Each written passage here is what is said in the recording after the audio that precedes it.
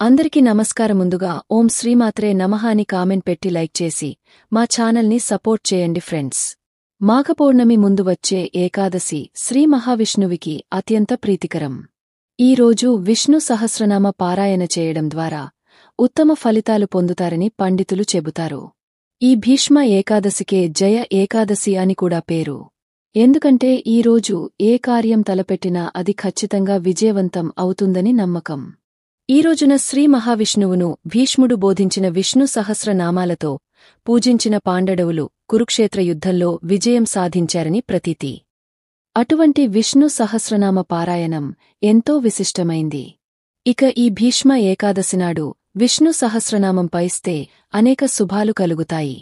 ఈ రోజున శ్రీ మహావిష్ణువుని పూజించిన వారికి స్వర్గలోక ప్రాప్తి కలుగుతుందని పెద్దల విశ్వాసం. ఫిబ్రవరి 8వ తేదీన ఏకాదశి వచ్చింది అని అంటారు. మాఘమాసంలో వచ్చే ఏకాదశిని అత్యంత శక్తివంతమైనదిగా భావిస్తారు. మాఘ పూర్ణిమ విశిష్టత అంతా ఇంతా కాదు. హిందువులు భక్తితో కొలిచే పర్వదినం ఇది. ఈ రోజున భక్తులు పవిత్ర నదిలో స్నానం చేయడం, దానం చేయడం మొదలైన వాటిని అనుసరిస్తారు. మాసాలన్నింటిలో మాఘమాసం చాలా విశిష్టమైనది. దీనిలో ఎటువంటి సందేహం లేదు.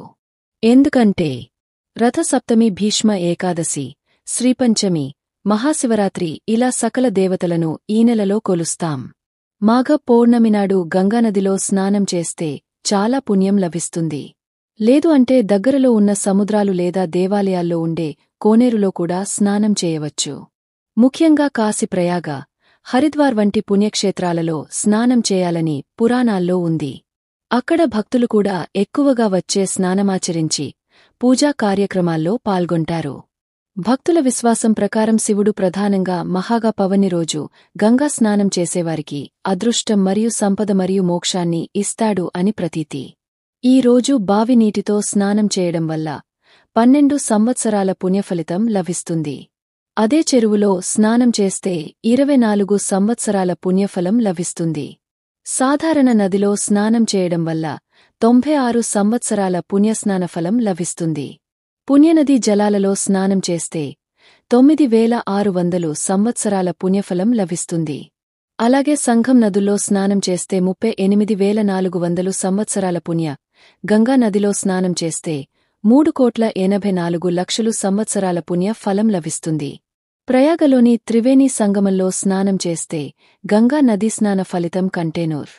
పవిత్రమైనటువంటి మాసాల జాబితాలో వైశాఖ, కార్తీక మాసాల తరువాత స్థానంలో మాఘమాసం కనిపిస్తుంది.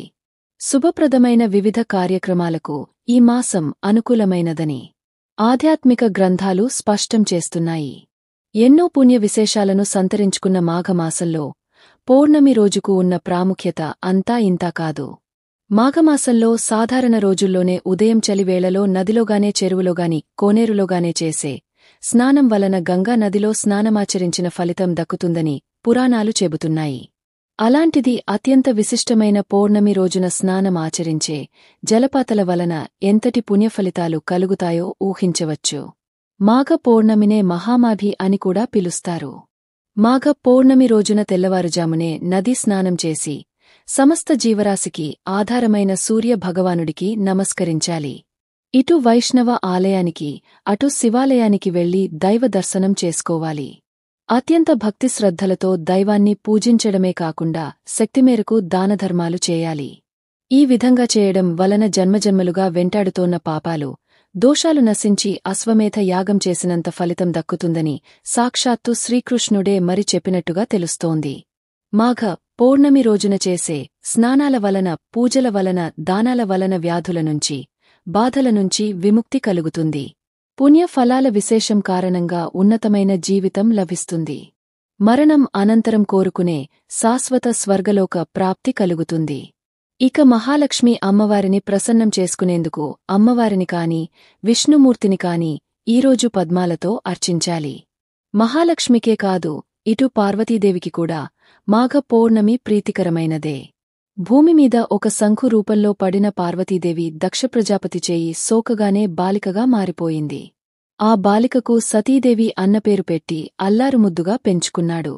దక్షుడు శంకువు సతీదేవిగా మారిన రోజు మాఘ పౌర్ణమిమే. ఇక మునులలో అతి ప్రసిద్ధుడైన కపిల మహర్షి జన్మించింది కూడా ఈ రోజే అని కొన్ని చోట్ల ప్రస్తావించబడింది.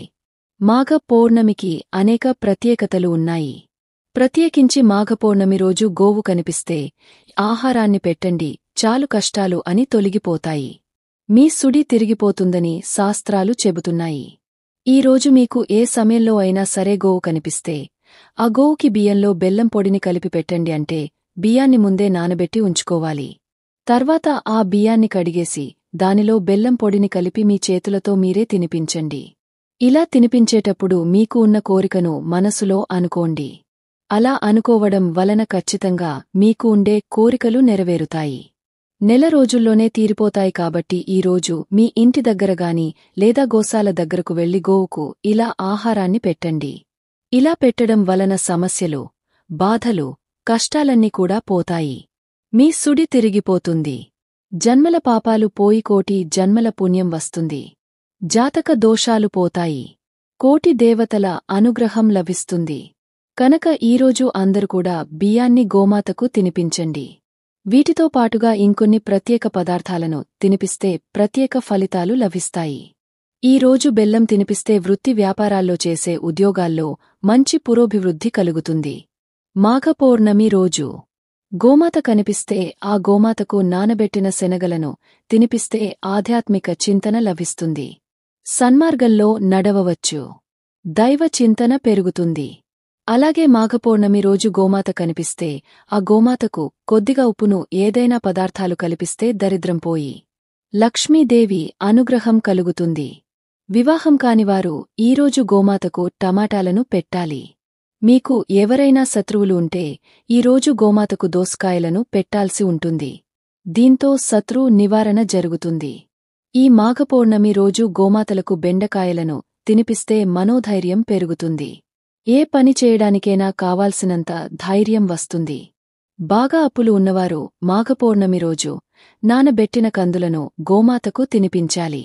దీంతో రుణ విముక్తి చెందుతారు.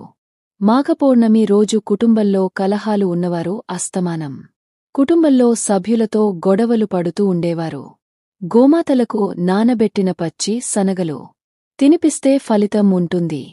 పిల్లలు విద్యారంగంలో ఎదగాలంటే వారి తల్లిదండ్రులు ఈ మాఘపౌర్ణమి రోజు గోమాతలకు నానబెట్టిన పొట్టు పెసరపప్పును తినిపించాల్సి ఉంటుంది. ఆ పౌర్ణమి రోజు గోమాతకు నానబెట్టిన ఛాయ్ పెసరపప్పు పెడితే ఇంద్రియ నిగ్రహం కలుగుతుంది.